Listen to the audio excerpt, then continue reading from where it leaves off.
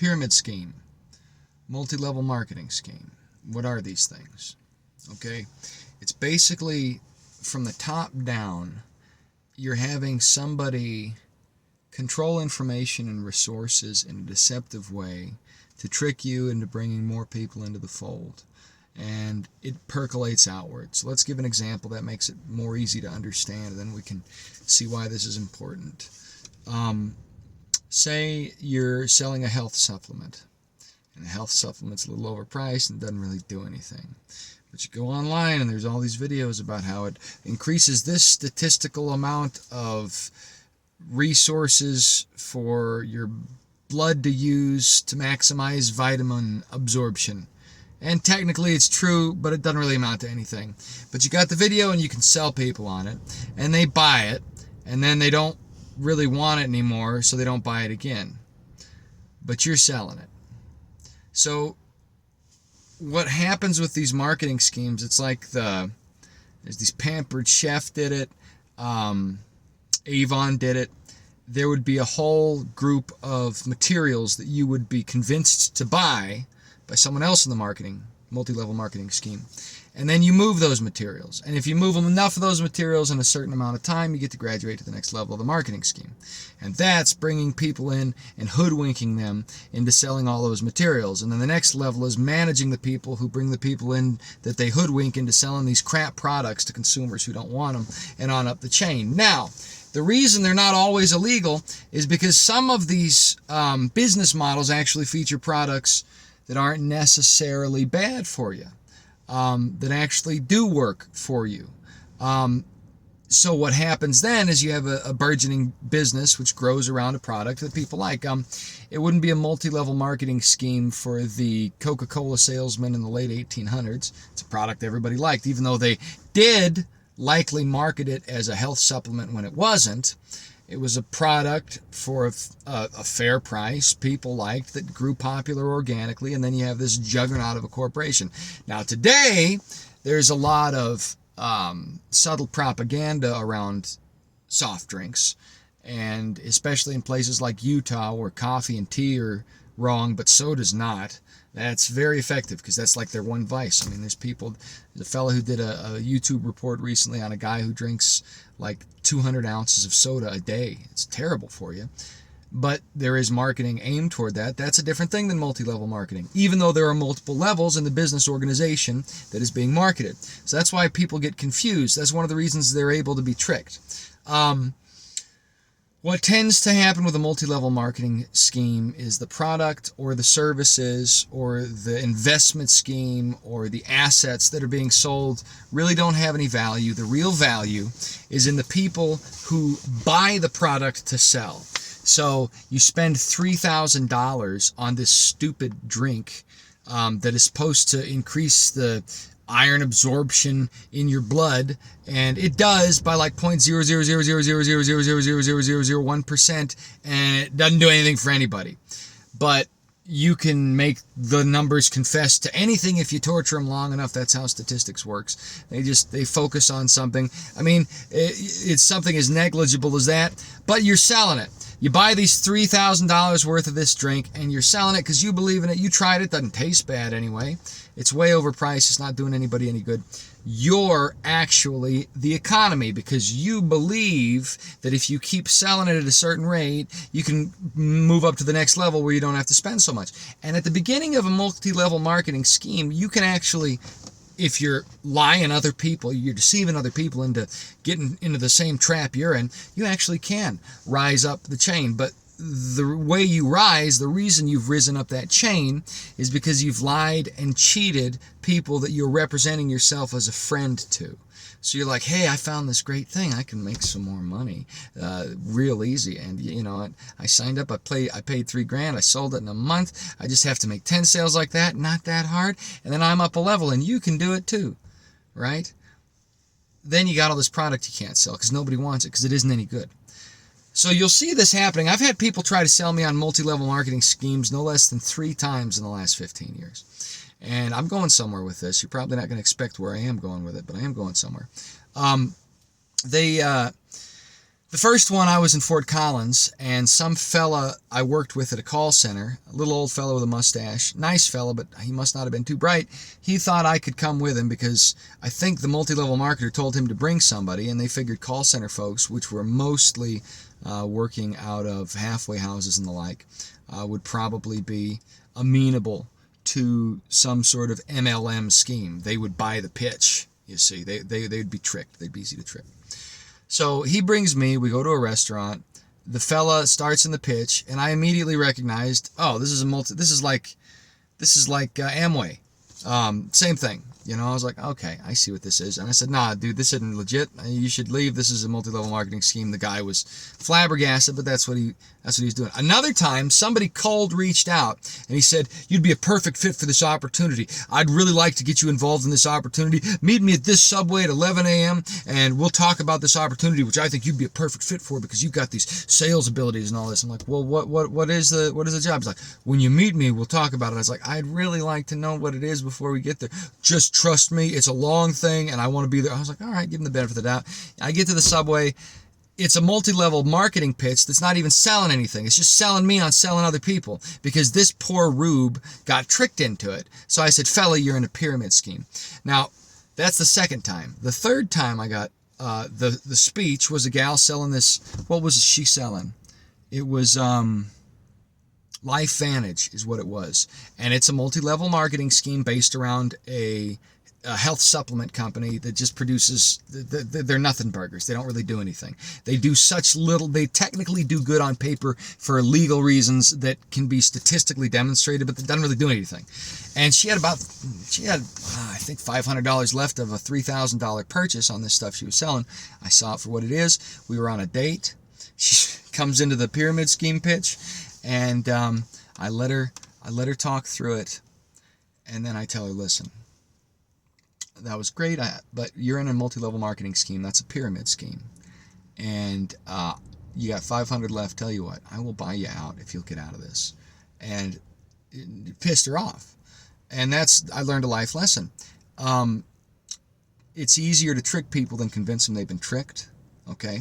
Because now your pride, your ego's on the line. I didn't get tricked. This is an opportunity. How dare you call my opportunity a trick? And they get mad at you. Like hateful mad. I mean, I never ended up really going anywhere with this gal, and probably for the better. She wouldn't listen to me. She wouldn't let me lead. But it's not when you're in it, your emotions act as a blinder. And that blinder keeps you from seeing the truth because you're a smart person, and you are. Lying to people will often let you get your way. It's easy to lie to people. All you have to do is tell them what they want to hear when they want to hear it in a way that they'd like to hear it. Butter them up a little bit. Okay? Compliment, flatter someone. And then all you have to do is tell people what they want to hear. That's not brilliant. If you're rich that way, you're a turd on the backside of a heifer in the swamp. You're not savvy. You're not brilliant. You don't deserve that money. You stole it by convincing people to buy you as a trustworthy individual while you were stabbing them in the back. And that's what multi-level marketing is. But at the bottom levels, they don't know that yet. They haven't realized that because they've been tricked. So that's why multi-level marketing schemes are called pyramid schemes, because there's bottom levels. There's a big, wide bottom level, and then here's up here the folks that are selling the multi-level marketers on selling the stuff, and then here's the folks managing the folks that are selling, and then here's the folks managing the management, and then here's the folks doing the marketing, and here's the folks handling legal, and here's about 5 people at the top who are multi-millionaires that have just stolen it all the way up the top. Now, pyramid schemes, multi-level marketing schemes, they're both the same thing. There is a mild, tiny gray area where there might be some sort of actual legitimate business involved, but it won't involve you having to make a purchase. You'll get paid for your work right away, and it won't involve you pulling other people in. What'll happen is the business will grow organically enough that people want to be involved in it because they are seeing profits, like the Coca-Cola business in the late 1800s, or Dr. Pepper, or any of these soft drink companies, okay? Those started out with a small product and they needed workers so they could hire you for a wage.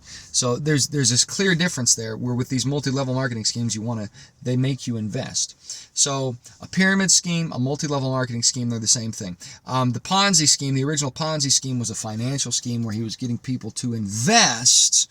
I believe he was paying out very high interest on their investments. But what it is they'd invest $10,000 at 20% interest, and then they'd ask for $2,000, and he could give them $2,000 because he had 40 people with $10,000. Well, then it got big enough that the amount of people investing and asking for their resources back, there wasn't enough in the kitty to make that dog hunt. So it collapses. Boom. Bernie Madoff, same thing. Crypto's been pulling this shenaniganery for the last 15 years. So there's a lot of different applications of what is known as a multi-level marketing scheme. It's not just LifeVantage or Avon or Ponzi or Amway. You also have Enron, that crypto that imploded after over $1 billion were sunk in it, and a lot of it went to the DNC, interestingly enough. You got the original Ponzi. And here's the crazy thing. Every single government, all of them, except for in ancient Israel, the period of the judges, every single government's been a Ponzi scheme.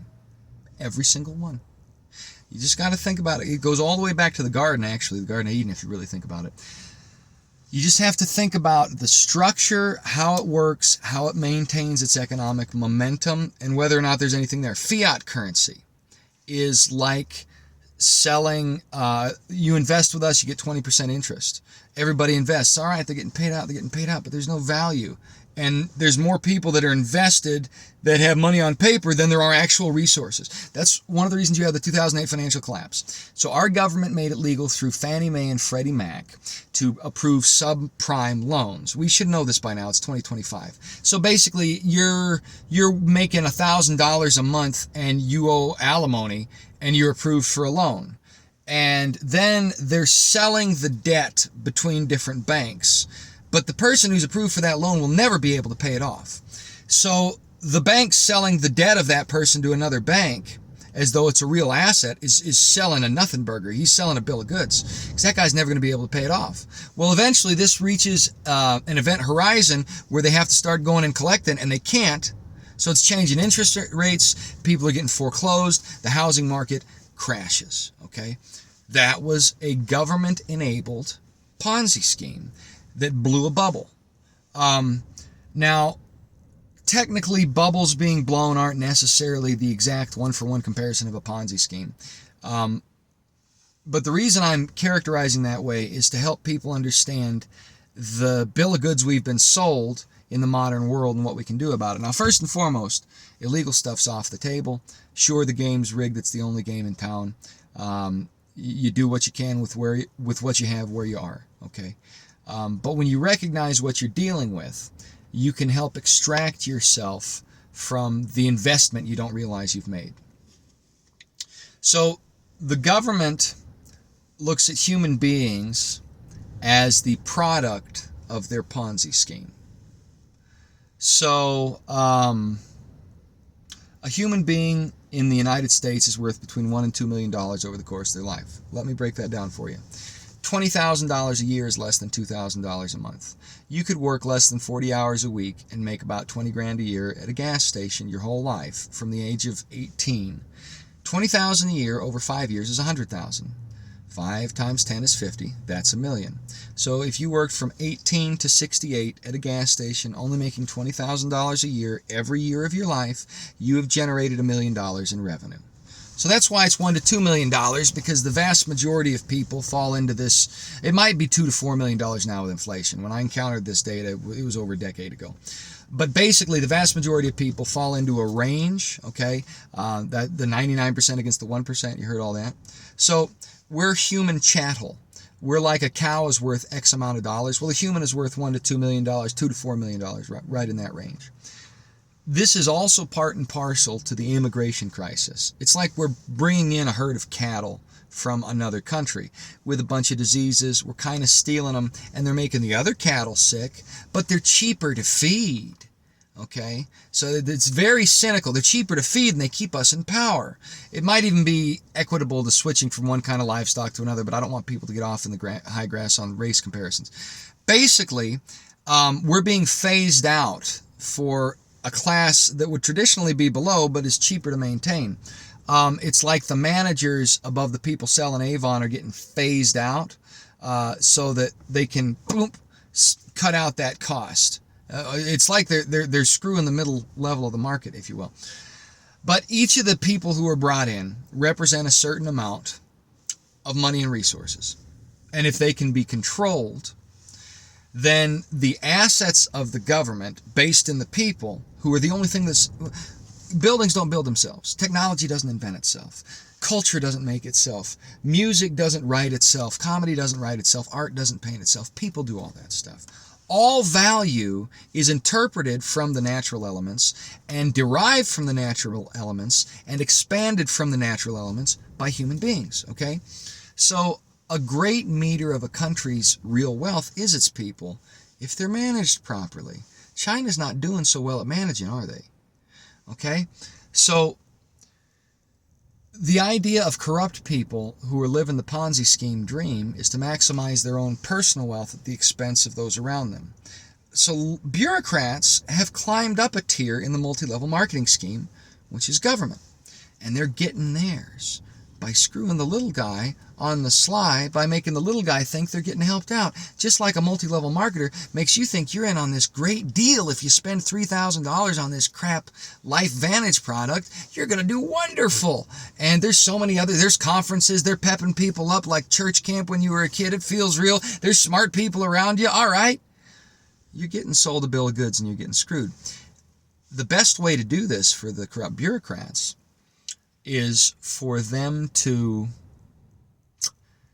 make people rely of their own will on the government. Now, how's that done? Well, you eliminate the nuclear family. You force reliance on government programs that come from taxes of other chattel in your multi-level government scheme. You give people illnesses through government-approved products that force them into the medical industry where they become a different kind of money cow. It's sort of incestuous at that point because the medical industry sucks off the benefits of the government, but the medical industry through pharmaceuticals also controls lobbyists who control where the government makes decisions. So it all just kind of builds up together. And what's happening is we're being deflated by government control. The bigger the government, the more this is going to happen of necessity because they're mismanaging everything and the actual value is depleting. People are dying. They're dying younger. They're not able to produce as much. That's why China, despite having 3 times our population, $1 billion, is still not able to actually directly compete with us. They have to go and do all these theft and underhanded things. It's because the communistic ideal of that pyramid scheme is more like a Ponzi scheme than it is, say, Avon. So Avon actually has a product people want, and it's being sold, but it's probably never really going to take off. It's not quite as good as Maybelline. It's just another generic makeup, and the people who are selling it are overselling it, you see? So Avon is better, though, than a Ponzi scheme, because in a Ponzi scheme, you just got tricked into giving your money to a guy, and he's giving you some of it back and telling you you're making it, but you've just lost it all. And you turn $10,000 into $2,000 and think you made $14,000. That's what happened with that. With the Avon, at least you've still got the physical product, and you might be able to make a living with commission. You're probably not going to make anything like the living you'd like, and your only way to expand beyond your entry-level position is to trick other people into selling the same crap and pretend like you're not tricking them. You basically got to be Honest John out of Pinocchio and get them hooked up to the pyramid scheme puppet show. But there's that. With the Ponzi scheme, only the guy at the top's going to benefit, and everybody else is going to be screwed as soon as the bubble pops. That's what's happening in communist countries. Communist countries are the Ponzi scheme without any value. The capitalist country is the multi-level marketing scheme with a little bit of value, but it's still stealing your creative capability. Now, the problem is the capitalism, since they're all this way, tyranny communism, socialism, Marxism, authoritarianism, they're all cousins and brothers and sisters. They're like a moth and a pupa and a butterfly, okay, or a caterpillar and a pupa and a butterfly. They're all in the same sort of cycle. Marxism leads to socialism, leads to communism. The caterpillar becomes the pupa, becomes the moth. Yeah, they're different, but it's the same animal over different periods of time. And eventually communism leads to authoritarianism because all the resources have been used up in the pyramid scheme and nobody can afford anymore to do anything except through blunt force. You gotta lie, cheat, and steal and kill. And then you just gotta ride it till the wheels fall off, like Cuba, like North Korea. Okay, their multi-level marketing scheme was a lot more poorly orchestrated, whereas ours allows individuals to actually make it to a place where they can bring income and flourish, or it did. See, Marxist ideals are creeping into where we're at, and what they're doing is they're forcing government dependence, which decreases personal ability and thereby reduces the overall value of the country. You see how that works? Just like as the multi-level marketers realize their product is useless, they try and push it off on other people and get other people involved in it so they can get the noose off their neck. And those people realize the product doesn't work, and each time that happens, the product is less and less valuable and more infamous. That's why those multi-level marketing pyramid schemes don't last very long. Everybody eventually grows wise to it. Now, in the period of Judges in the Hebrew Old Testament, you had 12 tribes with hundreds of thousands of people, actually millions of people, who had tribal identity and worked together in cities under their own local jurisdiction and authority. The problem was human beings are fundamentally evil. There's no such thing as a good person. Never has been. People can do good, but deep down we're fallen. Now, you got to understand what good and evil are. Good and evil are not, I want to be mean. I like everybody. I want everybody to feel comfortable. I want everybody to hurt. That's not good and evil.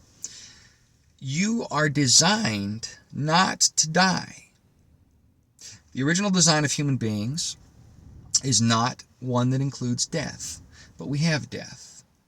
Death is brokenness. Evil is brokenness. In Greek, the term sin, as translated in the New Testament, hamartia, sin, the word hamartia means to miss the mark. So you got to aim the arrow. You're trying to hit the mark. You didn't mean to miss, unless you're a jerk, and then you missed it on purpose. There's sins of omission, sins of commission. But generally, the context here is, it's not that you're trying to be bad, it's that you're bad because you're imperfect in an imperfect world that's fallen. That's the idea of sin. The idea is not you're just dastardly evil and selfish. That is what people become often. But that's not what's being communicated in Scripture. What's being communicated in Scripture is that we're all busted. We're all the island of misfit toys. That's what human beings are. That's what good and evil are. Good, perfection, is an aspiration that can't be attained.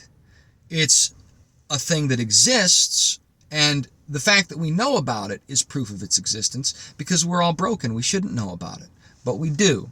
There are things beyond our broken state in this world which draw us, the numinous. There's a calling. People feel it. It's a muse. We all have it. But because the world's broken, it's difficult to see it and it's easy to forget. This is a world that's been designed and created from the outside in the same way Super Mario World's been designed and created by a Nintendo software programmer. Okay, Planck's constant's the limit to smallness. The size of the universe itself is the limit to largeness. Microscopic, macroscopic. There are digital limits defining these things. Digital means numbers. Okay, digital limits defining reality is a dead giveaway of a greater reality than ours, because something's hemming us in. You can't be hemmed in if there's nothing outside you. Okay, so that's the implication there. That's where simulation theory comes from, but that's the wrong connotation, because it's more like we're in a painting or a video game or a novel than a simulation. It's called a simulation because of the Matrix. And the Matrix gave us some good ideas, but got us off in the high grass on some other stuff. And if you don't believe that, the two dudes who made it decided, we're ladies now. And that's how you know that they were wrong on some stuff. But it did get some fundamental things right about the nature of reality. Now, because we're in a fallen world, like a computer program that's got a virus, and that virus infects us all, the sin virus, the Hamartia virus. Because of that, some people are going to realize the truth of the brokenness of reality and exploit it. And they're going to do that. And because reality is broken, they're going to have success in that exploitation, even though they shouldn't. And the reason God allows that is because He's put in us the knowledge of what's good. Even if we pretend we don't know. Even the evil people know what's good, even though they can't attain to that. Yet despite knowing this, instead, they follow their own selfish ambitions. So they're damning themselves into the subdimensional virus of this created reality in order to increase their own. Okay? The idea of sin, of leaning into the brokenness and using lies, theft, cheating, shortcuts, and all this stuff to get ahead, it's a spiritual multi-level marketing scheme. The sale in the Garden of Eden by the snake to Eve and Adam was an investment in a computer virus that infected us all. And the investor who did that did so for a collateral purpose to benefit him. Because we as a painting, we as a piece of art, a piece of music, a play, a program, a software, we have an ultimate purpose that's eternal. And we were created by a designer, a painter, a software programmer for a purpose. And as any artist loves the artwork he or she creates, the artist of all, God, loves us. And the only way the virus of a rebellious intelligence can come against that